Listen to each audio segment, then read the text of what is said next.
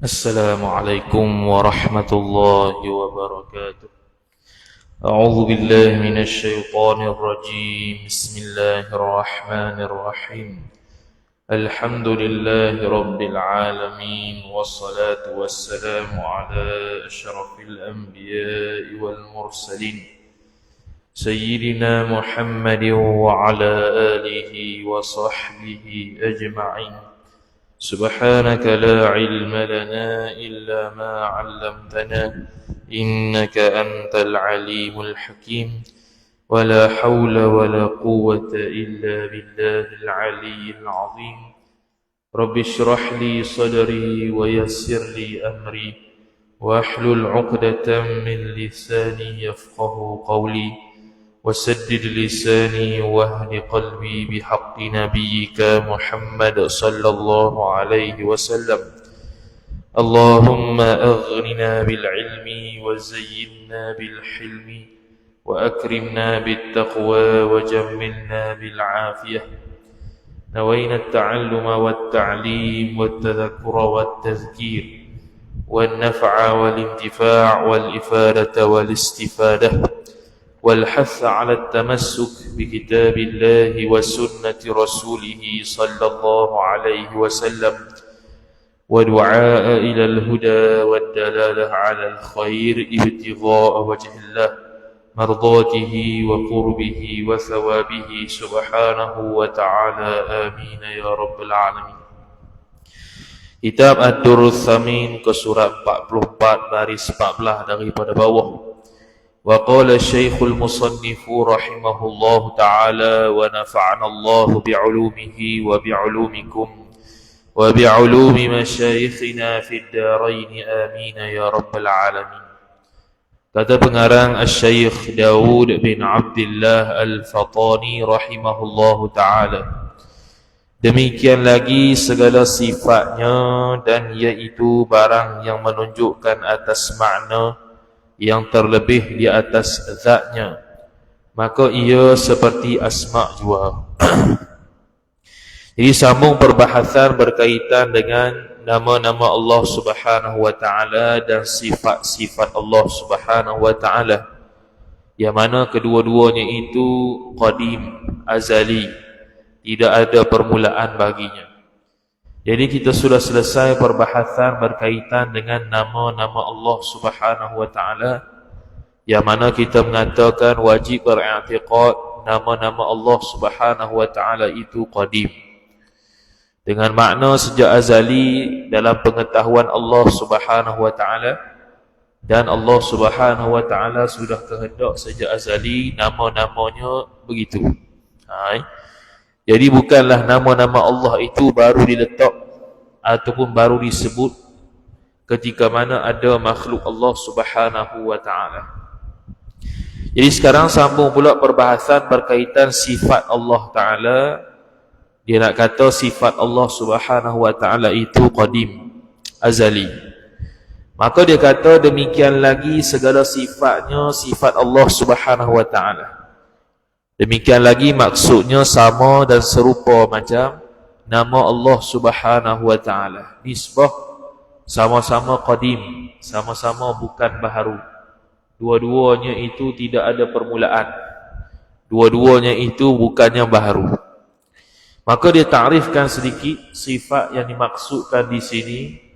Kata musannif, dan iaitu sifat tu barang yang menunjukkan atas makna. Makna sini sifat hak peseng ada.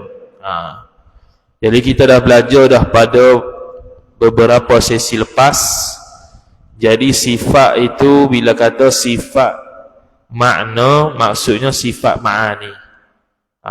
Yang mana sifat ma'ani itu kudrat sampai sifat kalam tu, satu tu sifat yang ada. Sifat yang peseng ada, sehingga para ulama sebut law kushifa 'annal hijab la ra'ainaha.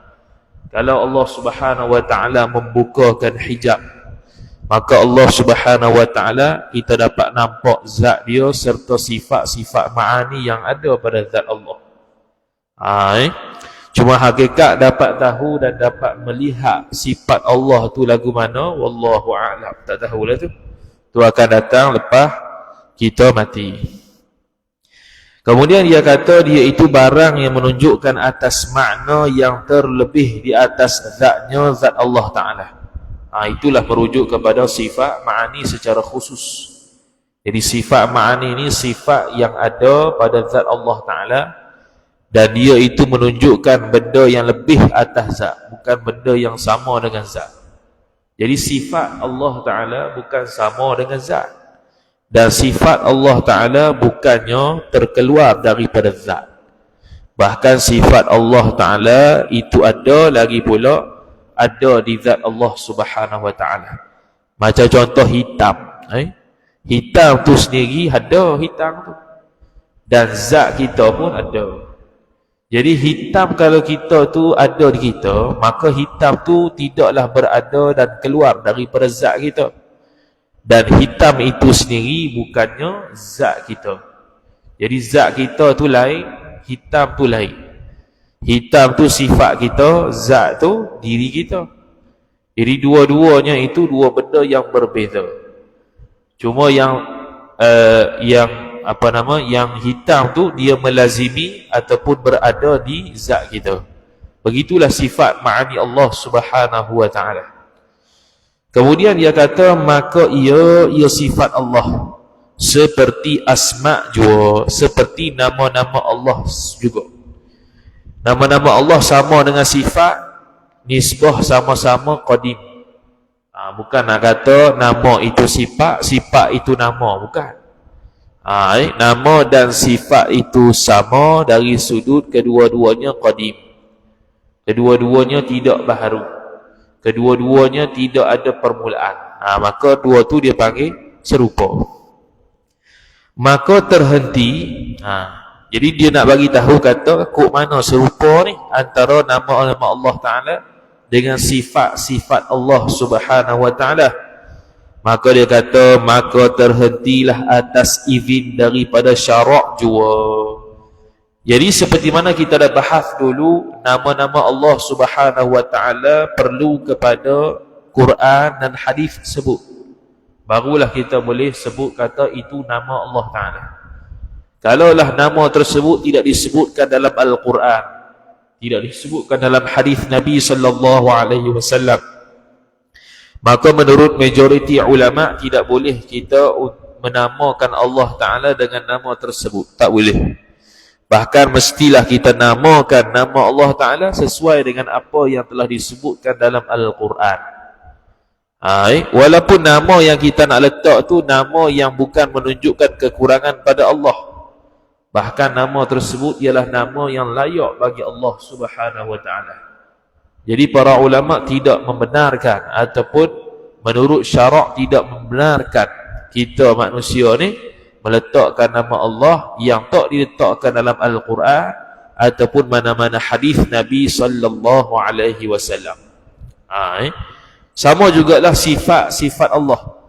Kita tidak boleh mensifatkan Allah Ta'ala dengan satu sifat yang Allah Ta'ala tak sebut dalam Quran, yang Allah Ta'ala tak sebut dalam hadis Nabi sallallahu alaihi wasallam. Nabi tak sebut dalam hadis, Nabi tak sebut dalam hadis, Allah tak sebut dalam Quran. Yang kata Allah bersifat sedemikian, maka kita pun tidak boleh sebut kata Allah Ta'ala bersifat sedemikian. Walaupun sifat tersebut sifat yang layak bagi Allah, sifat yang baik bagi Allah, tidak menunjukkan kekurangan bagi Allah, pun tidak boleh. Semua sifat Allah dan segala nama-nama Allah Ta'ala pasti dan perlunya berhajat kepada sebut Al-Quran dan hadis Nabi sallallahu alaihi wasallam. Kemudian kata musannif rahimahullah subhanahu wa ta'ala, dia berkata maka tertegahlah atas kita mensifatkan barang yang tiada sabit, yang tiada didengar daripada syarak. Noktah.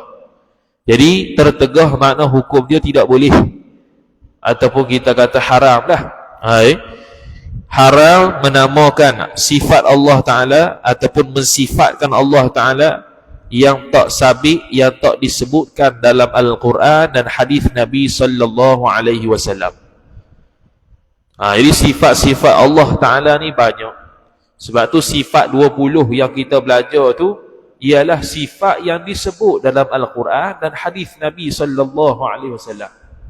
Jadi kita bukannya mensifatkan Allah ikut kepala otak, bukannya menyifatkan Allah dengan ikut hawa nafsu tanpa berpandukan Al-Quran dan hadis Nabi Sallallahu Alaihi Wasallam. Itu tidak betul.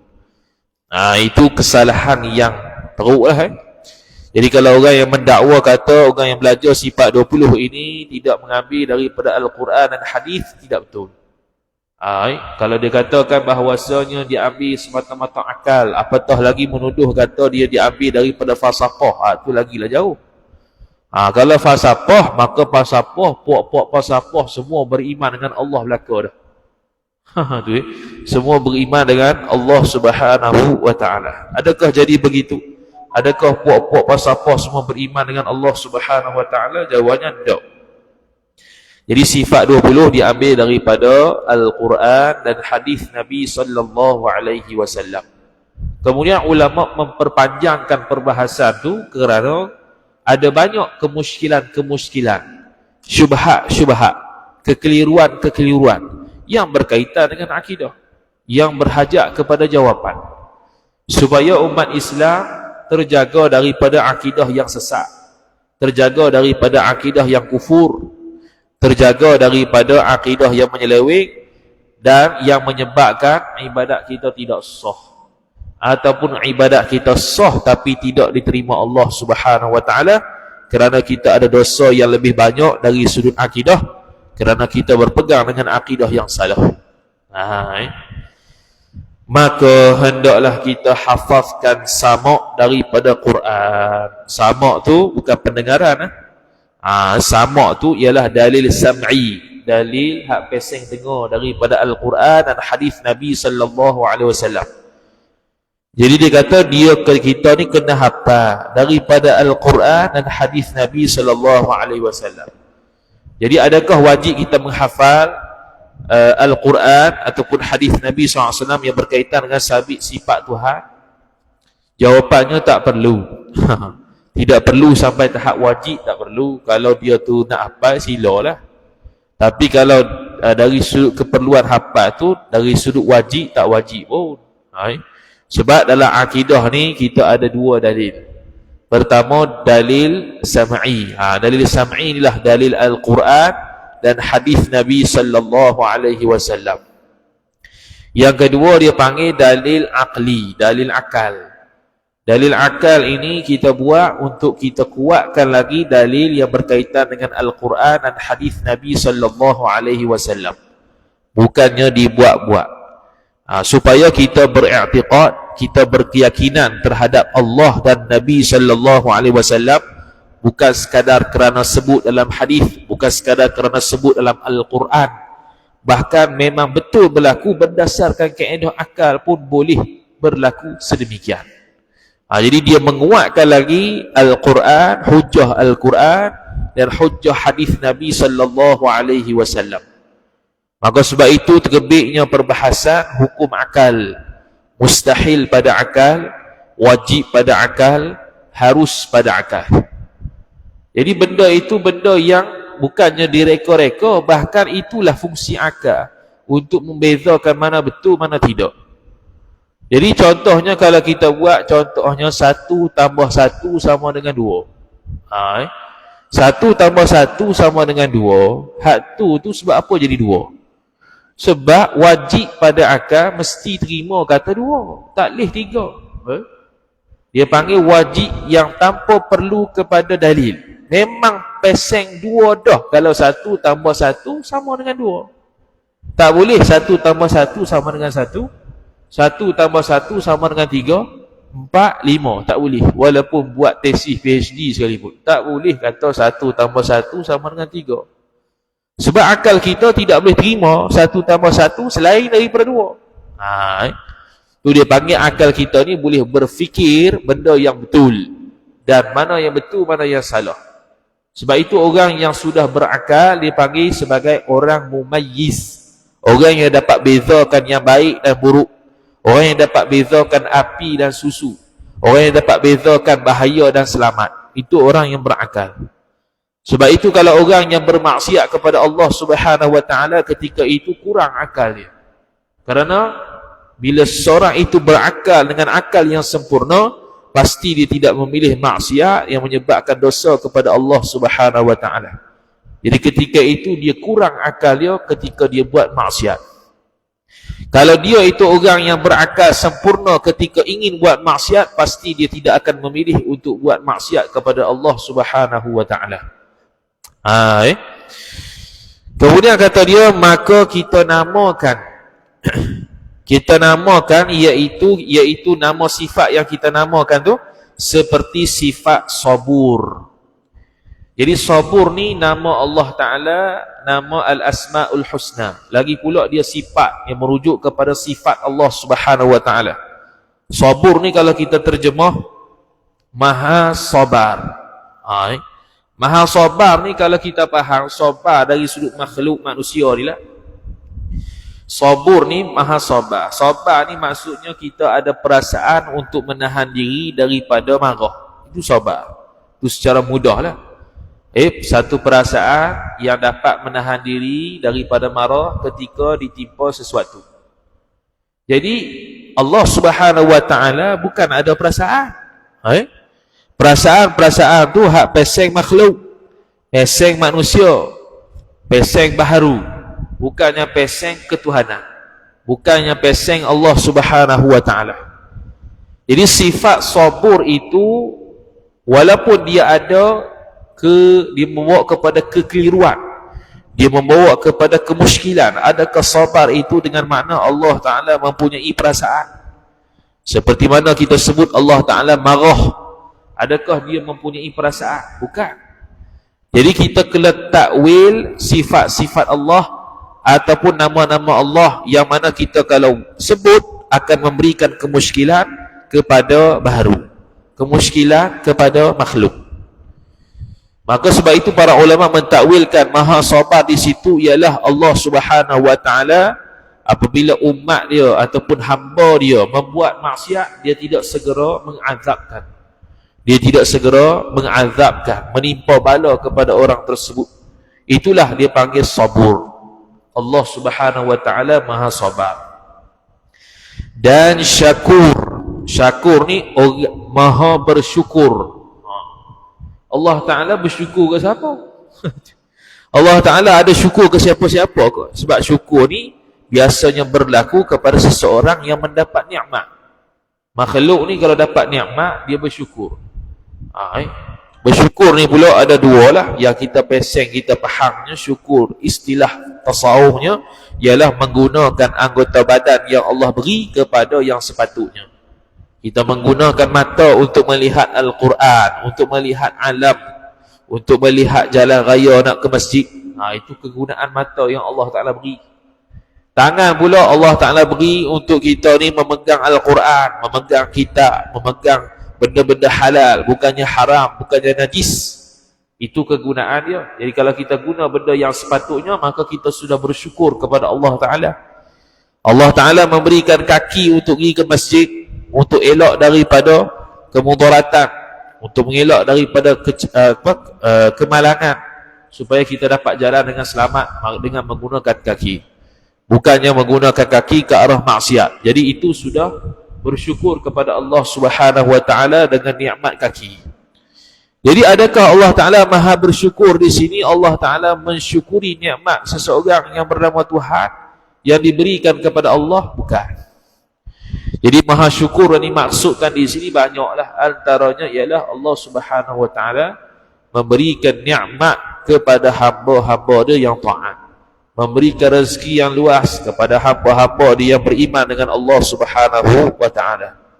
Itu syakur, maha bersyukur. Dan halim, maha lembut. Halim itu terjemah maha lembut. Kalau nisbah makhluk, lembut tu faham lah, lembut hati. Kalau nisbah Allah Ta'ala, tidak boleh kita sebut lembut hati, kerana lembut hati itu peseng makhluk. Lembut hati ini peseng sifat kelembutan yang dalam hati. Sebegitu jugalah dengan nama Allah Ar-Rahman Ar-Rahim. Kita baca dalam Al-Fatihah, Bismillahirrahmanirrahim. Ar-Rahman Ar-Rahim tu maksud dia ar-riqqatu fil qalbi. Ada satu kelembutan yang berada dalam hati seseorang. Tu panggil rahmat, tu panggil kasih sayang. Jadi kasih sayang Allah Ta'ala bukan bermaksud kelembutan dalam hati. Bahkan kasih sayang Allah Subhanahu Wa Ta'ala dengan maksud ihsan, iaitu membuat baik. Dengan maksud muridul ihsan, berkehendak untuk buat baik kepada makhluk. Itulah maksud kasih sayang Allah Subhanahu Wa Ta'ala. Allah Ta'ala beri nafas, Allah Ta'ala beri makan, Allah Ta'ala beri kesihatan, Allah Ta'ala beri panjang umur. Itulah al-ihsan. Allah Subhanahu Wa Ta'ala telah berbuat baik kepada kita, ataupun Allah Subhanahu Wa Ta'ala berkehendak untuk buat baik kepada kita. Kemudian kata musannif rahimahullah, jikalau memberi waham sekalipun, jikalau memberikan kekeliruan sifat-sifat tadi, sabur, syakur, halim dan sebagainya, memberi waham kepada kita seolah-olah Allah Ta'ala ada perasaan, Allah Ta'ala ada satu benda yang sama dengan makhluk, maka itu walaupun memberi waham, memberi kekeliruan, kita wajib sabitkan itu sifat Allah, kerana sudah disebutkan dalam Al-Quran. Wajib sabitkan itu nama Allah, kerana sudah disebutkan dalam Al-Quran. Tidak boleh kita nafi benda yang sudah ada dalam Quran. Bahkan tidak boleh nafi benda yang telah disebutkan dalam hadis yang tahapnya mutawatir. Siapa-siapa yang mengingkari Al-Quran, maka hukum dia kafir. Siapa-siapa yang mengingkari hadis yang mutawatir, maka hukum dia kafir. Siapa-siapa yang mengingkari hadis yang sahih yang bukan mutawatir, maka hukum dia fasik. Jadi sabur, syakur dan halim tu nama-nama Allah yang disebut dalam Quran. Jadi bila sebut dalam Quran, ulama Ahlus Sunnah wal Jamaah tidak menolak 100% ayat Quran tu. Bahkan diterima ayat Quran tu dan ditakwil kepada makna yang sebenar. Itu cara Ahlus Sunnah wal Jamaah. Kalau Mu'tazilah, semua benda yang tak ikut kepala otak dia akan takwil. Semua benda yang ayat Quran sebut ataupun hadis Nabi sallallahu alaihi wasallam sebut yang tak kena dengan akal dia akan takwil. Itu beza dengan Ahlus Sunnah wal Jamaah. Ahlus Sunnah wal Jamaah hanya mentakwil benda-benda yang perlu takwil sahaja. Benda yang zahir, jelas, tidak perlu kepada takwil. Ada kelompok yang ketiga namanya Jahmiyah. Jahmiyah inilah orang yang selalu menyamakan dengan Asy'ariyah Ahlus Sunnah wal Jamaah. Sebenarnya tidak sama, sangat jauh sekali. Jahmiyah pula, ayat-ayat yang menunjukkan kekeliruan macam ni, dia akan mengatakan itu bukan ayat Al-Quran. Bahkan dia menafikan ayat tersebut, sedangkan ayat tersebut qat'i, benda yang tidak boleh kita nafikan. Bahkan nafi itu kufur. Dan dia mentakwilkan ayat tersebut dengan benda yang layak dengan Allah. Itu pun tak betul. Jadi tiga mazhab, tiga-tiga guna takwil, tapi cara takwil yang berbeza. Jadi Ahlus Sunnah bukannya Jahmiyah, Ahli Sunnah bukan Mu'tazilah. Jadi ada orang di luar sana yang menyerupakan Ahlus Sunnah dengan Mu'tazilah. Dia menyerupakan Ahlus Sunnah dengan Jahmiyah, kerana sama-sama mereka ni ada takwil. Jadi itu satu benda kesilapan yang cukup besar. Setiap benda yang kita sama dengan musuh, belum tentu kita berfikiran macam musuh. Setiap benda yang ada pendapat dalam Ahlus Sunnah wal Jamaah serupa dengan Mu'tazilah, belum tentu dia Mu'tazilah. Benda yang serupa dengan Jahmiyah belum tentu serupa, belum tentu kita ni ialah Jahmiyah. Ada titik perbezaan dia dan ada titik persamaan. Titik persamaan tiga-tiga ni antara contoh tadi kita sebut takwil, tapi cara berbeza. Cara dia muamalah ataupun cara dia menggunakan, mengaplikasikan takwil itu berbeza. Cara dia guna takwil tersebut berbeza. Ahli sunnah lebih bersederhana dalam bab takwil berbanding hal lain. Mu'tazilah terlalu takwil, Jahmiyah pun takwil dan menolak ayat Quran. Mu'tazilah tak tolak ayat Quran, tapi dia takwil benda yang selayak yang digunakan dengan akal dia. Ahlu sunnah dia takwil benda yang tak jelas sahaja. Mu'tazilah tak jelas ke? Jelas ke dia takwil belaka. Kalau tak kena dalam kepala otak dia. Kalau Jahmiyah benda yang tak sesuai, dia kata itu bukan ayat Quran. Bahkan dia takwil pula dengan makna lain. Itu pun tidak betul. Semua tu sesat belaka. Yang betulnya Ahlus Sunnah wal Jamaah Asy'ariyah Maturidiyah. Kemudian kata musannif rahimahullah subhanahu wa ta'ala, tiada mengapa kita sifatkan sebab telah datang warid daripada Al-Quran ataupun hadis. Tak ada masalah kita sifatkan kerana telah datang daripada Al-Quran dan hadis, boleh. Walaupun dia memberi waham sekalipun, walaupun nampak sepintas lalu macam memberikan waham, memberikan kemuskilan, memberikan kekeliruan terhadap makna di sebalik perkataan tersebut, tapi itu sudah disebut dalam Al-Quran, kita terima. Ar-Rahman wa 'alal 'arsy istawa, kita terima ayat itu sebagai ayat Quran. Jadi kalau ada orang menuduh kita tidak menerima ayat tersebut ayat Quran, dia salah. Itu bukan Ahlus Sunnah Asy'ariyah, itu Jahmiyah. Jahmiyah dia kata istawa itu bukan ayat Quran, dan maknanya ialah istaula yang sepatutnya. Itu bukan Ahlus Sunnah. Ahlus Sunnah dia kata istawa itu ayat Al-Quran, dan istawa itu sendiri ada dua mazhab. Mazhab salaf, mazhab khalaf.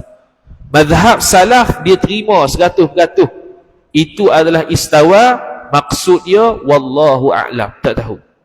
Allah Ta'ala yang lebih tahu makna istawa. Selesai. Mazhab kedua, mazhab khalaf. Mazhab khalaf, mazhab yang perlu takwil dengan makna yang layak dengan Allah Subhanahu wa ta'ala. Jadi makna yang layak dengan Allah Ta'ala terhadap istawa itu, ulama sebut istaula, makna menguasai. Allah Ta'ala menguasai arash. Itu yang layak maknanya dengan Allah Subhanahu wa ta'ala. Berbanding kita kata Allah Ta'ala duduk atas arah, kerana duduk itu memberi makna kaifiyah, memberi makna satu perbuatan daripada perbuatan makhluk, perbuatan manusia. Ataupun yang tiada memberi waham sekalipun, tiada mengapa kita sifatkan sebab telah datang warid. Telah datang warid ni dia panggil datang daripada Al-Quran dan hadis lah, daripada Al-Quran dan hadis. Atau yang tiada memberi waham, iaitu yang tiada memberi waham seperti alim dan qadir. Jadi ada sifat Allah Ta'ala yang namanya alim dan qadir. Ada nama sifat Allah yang namanya alim dan qadir. Dia sebenarnya alim dan qadir ni bukan sifat Allah. Dia itu zat yang bersifat dengan ilmu, dia panggil alim. Zat yang bersifat dengan kudrat, berkuasa tu, hak tu dia panggil qadir. Hak tu. Jadi qadir dengan alim bukan sifat Allah Subhanahu wa ta'ala, tapi zat yang bersifat dengan ilmu dia panggil alim. Zat yang bersifat dengan kudrat dia panggil qadir. Cumanya dalam Al-Quran banyaknya disebutkan alimun. Ain lam ya mim. Qadirun qaf dal ya ra. Hak tu yang disebut dalam Al-Quran dan hadis Nabi sallallahu alaihi wasallam. Jadi alim dan qadir itu kita faham daripada hasil Allah Ta'ala bersifat dengan ilmu yang ada di zat Allah Ta'ala, dia panggil alim. Hasil daripada Allah Ta'ala itu ada sifat kudrat, ada di zat Tuhan, dia panggil qadir. Begitu. Alim kawan ni. Kita tak kata alim kawan ni kalau dia tu tak ada pengetahuan. Mesti ada pengetahuan baru kita panggil dia alim. Hebat tu kita tak akan panggil dia hebat, melainkan dia ada sifat kehebatan tu. Hebat dari sudut apa? Baru kita panggil dia orang yang hebat. Jadi sifat hebat tu tidak kita sebut, melainkan memang dia hebat sungguh. Dia ni orang yang melihat. Kita tak akan sebut dia ni orang yang melihat, melainkan ada sifat pelihatan pada dia. Dia ni orang yang boleh mendengar. Kita tidak akan sebut orang yang mendengar, melainkan ada sifat pendengaran pada Allah Subhanahu wa taala. Tu Dan tatkala adalah mazhab itu dua, satunya mazhab salaf dan kedua mazhab al-khalaf. Dua mazhab. Ni Ahlussunnah, salaf dan khalaf. Jadi orang yang mengaku salaf kadang-kadang bukan salaf. Orang yang mengaku dia tu ikut salaf, sedangkan pada hakikat dia bukan salaf. Biasanya orang mengaku lah, saya ikut ulama salaf. Saya ikut ulama salaf, saya ikut ulama salaf. Ulama salaf ni ada dua. Pertama dia panggil as-salafus salih. Yang kedua dia panggil as-salafut talih. Sad dengan ta. As-salafus salih dengan sad, maksud dia salah yang baik. Yang kedua as-salafut talih dengan ta, maka tu salah yang tidak baik. Adakah salah yang baik, salah tidak baik? Adalah. Sebab zaman salaf lagi sudah ada orang sesat. Zaman salaf, zaman Nabi, zaman sahabat, ada dah orang sesat. Kalau zaman Nabi, orang yang mengaku Nabi, ada dah. Zaman sahabat, ada yang mengaku Nabi pun ada. Ada yang mengingkari Nabi pun ada. Ada yang mengatakan dia ni Nabi pun ada. Dia mengaku diri dia Nabi. Ada dah. Timbul zaman-zaman para ulama pula. Firqah-firqah, kumpulan-kumpulan sesat. Mu'tazilah, Jabariyah, Qadariyah, Yah tu. Tu sesat semua tu.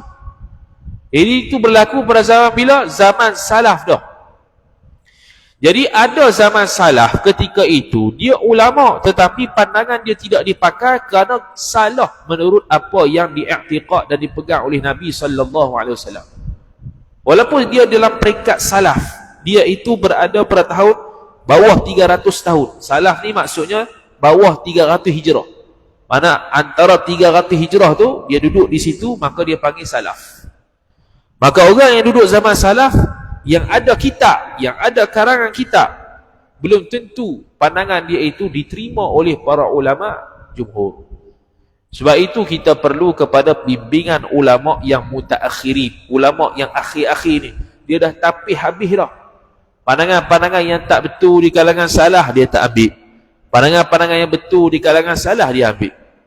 Tiba-tiba kita ni ilmu tidak matang, kita baca kitab salaf sendiri tanpa ada tarjih ataupun tanpa ada orang ulama yang mengatakan mana betul mana salah. Dalam keadaan kita ni rapuh ilmu akidah, kita pun kata ni perkataan salah, inilah akidah salaf yang sebenar. Ni rosak ilmu. Disiplin ilmu akidah jadi rosak apabila kita rujuk kitab yang awal, tapi dalam keadaan kita tak dapat memastikan akidah yang awal tadi itu betul ataupun tidak. Kadang-kadang akidah yang disebutkan pada zaman salaf yang ada kitab tu merujuk kepada mazhab Hambali, rupanya dia tu akidah mujassimah. Dia merujuk kepada akidah, kononnya akidah salah, kononnya akidah Nabi sallallahu alaihi wasallam, rupanya ada masalah. Para ulama tidak mengekal, para ulama tidak menggunakan pendapat dia sebagai pendapat dalam Ahlus Sunnah wal Jamaah. Sebab itulah kitab-kitab jawi kita, banyaknya kitab-kitab yang dikarang berkaitan akidah, untuk menerangkan masyarakat akidah Nabi macam mana. Dia bukannya tak belajar zaman salah. Dia bukannya tak belajar akidah salah. Dia tahu salah ni dengan khalaf, dia bukan dua perbezaan yang jauh. Salah ni seolah-olah memberikan wasiat ilmu kepada khalaf. Khalaf hanya menerima wasiat ilmu salaf tersebut dan merungkaikan permasalahan-permasalahan terhadap kemusykilan-kemusykilan yang berlaku dalam akidah. Sebab itulah zaman khalaf ni perbahasan akidahnya bertambah dan bertambah dan bertambah. Kerana nak memberi pencerahan kepada masyarakat, Bila timbul ada orang kata gini, jawapan itu salah. Yang sepatutnya begini. Sebab itu Al-Imam Abdullah Asy-Syarqawi rahimahullahu ta'ala sebut dalam kitab Hasyiah Asy-Syarqawi 'ala al-Hidhili, dia sebut zaman salaf dulu tidak main ta'alluq ni. Sifat-sifat ta'alluq tu, ta'alluq ni tak ada. Zaman dulu cukup dengan surah Al-Ikhlas, seperti mana dakwaan sebahagian orang. Memang betul. Hak tu memang kita tak nafi lah. Disebutkan oleh Al-Imam Abdullah Asy-Syarqawi rahimahullah dalam Hasyiah Asy-Syarqawi. Cukup dengan Al-Ikhlas, faham tauhid kepada Allah Ta'ala. Kalau kita baca surah Al-Ikhlas, agak-agak faham tahu mana sangat. Surah Al-Ikhlas, empat ayat tu saja. Qul huwallahu ahad, katakanlah oleh Muhammad, Allahu ahad, Allah itu esa. Allahus samad, Allah Ta'ala itu tempat kebergantungan segala makhluk. Lam yalid walam yulad, Allah Ta'ala tidak beranak, tidak diberanakkan. Walam yakullahu kufuwan ahad, dan tidak ada satu pun yang serupa dengan Allah. Tu tauhid. Tu tauhid pada zaman salaf, faham dah segala apa yang ada dalam surah Al-Ikhlas.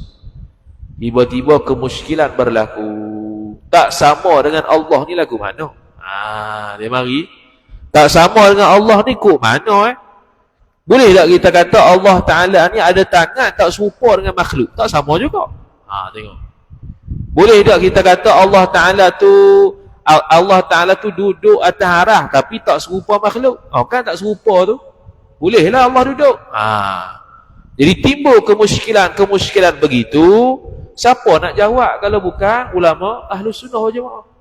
Maka sebab itulah perbahasan akidah menjadi bertambah dan bertambah sehinggalah ke sekarang, kerana untuk mengelakkan syubhat-syubhat akidah yang berlaku dalam kalangan masyarakat yang ditimbulkan oleh puak-puak ahli bid'ah, puak-puak yang sengaja mencari-cari ayat-ayat yang menunjukkan kekeliruan kepada masyarakat, sedangkan masyarakat tak perlu tahu pun ayat-ayat yang menunjukkan kekeliruan tu. Cukup kalau ikutkan surah Al-Ikhlas tu, memang cukup Ikhlas tu.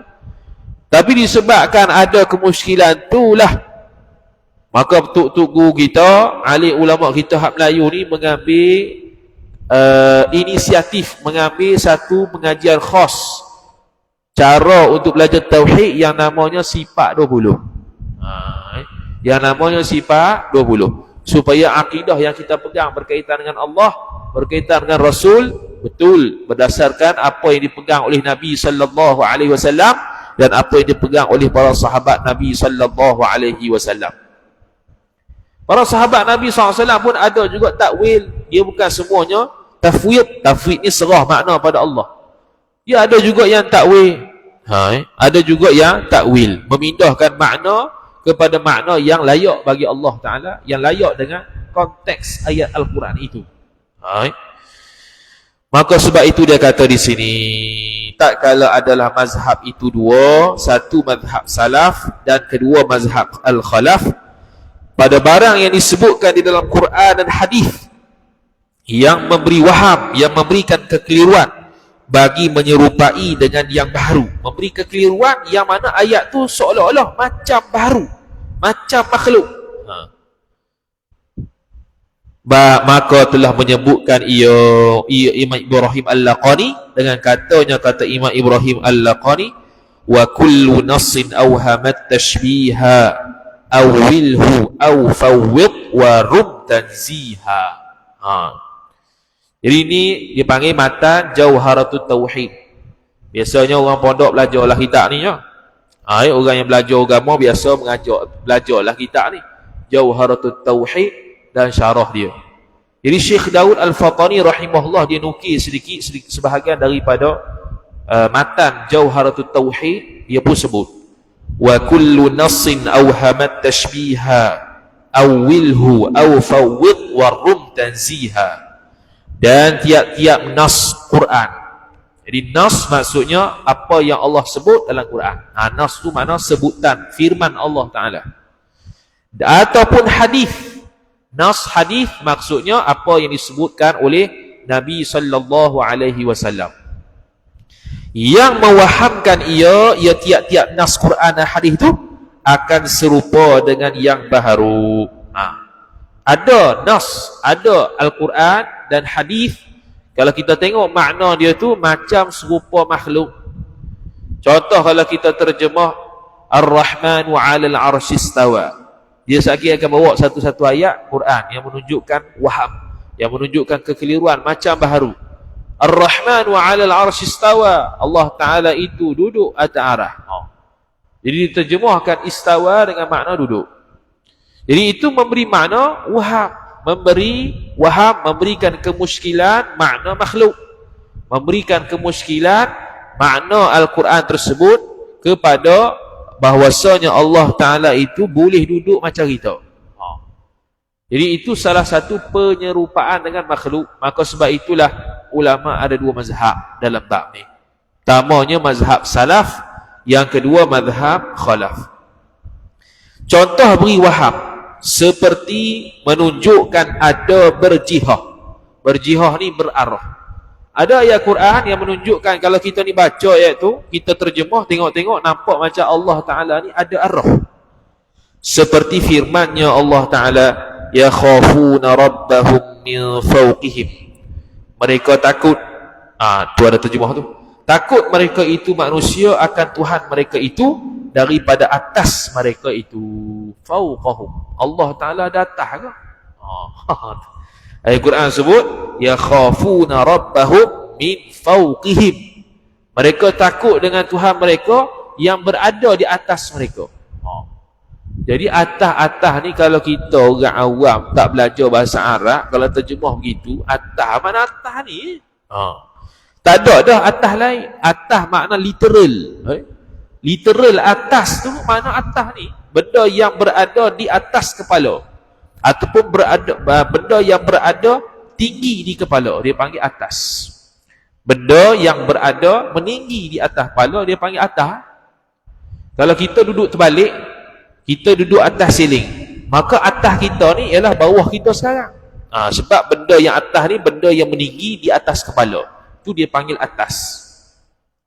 Jadi kalau kita kata yakhafuna rabbahum fawqa rabbihim, mereka takut kepada Tuhan mereka tu atas mereka itu. Jadi itu memberikan kemusykilan kata Allah Ta'ala berada di atas kita. Satu. Maka menyatakan ayat keadaan Tuhan pihak atas. Maka ayat ni menunjukkan Allah Subhanahu Wa Ta'ala berada di pihak atas. Dia tak jawab lagi ni.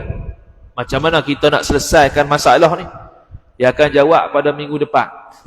Nak habis lagi tahun ni pun.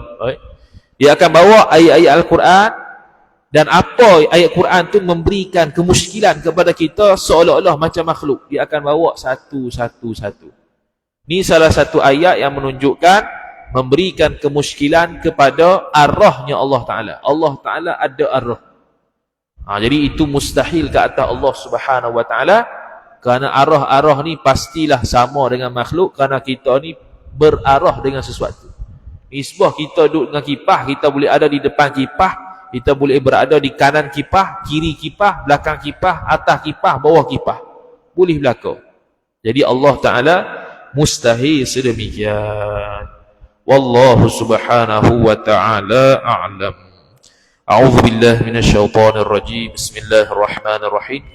Alhamdulillahi Rabbil Alamin. Wassalatu wassalamu ala ashrafil anbiya'i wal mursalin Sayyidina Muhammadin wa ala alihi wa sahbihi ajma'in. Allahumma zidna ilma warzuqna fahma. Allahumma zidna ilma warzuqna fahma. Allahumma zidna ilma warzuqna fahma. Wa sallallahu ala Sayyidina Muhammad wa ala alihi wa sahbihi wa baraka wa sallam. Walhamdulillahi Rabbil Alamin. Wassalamu alaikum warahmatullahi wabarakatuh.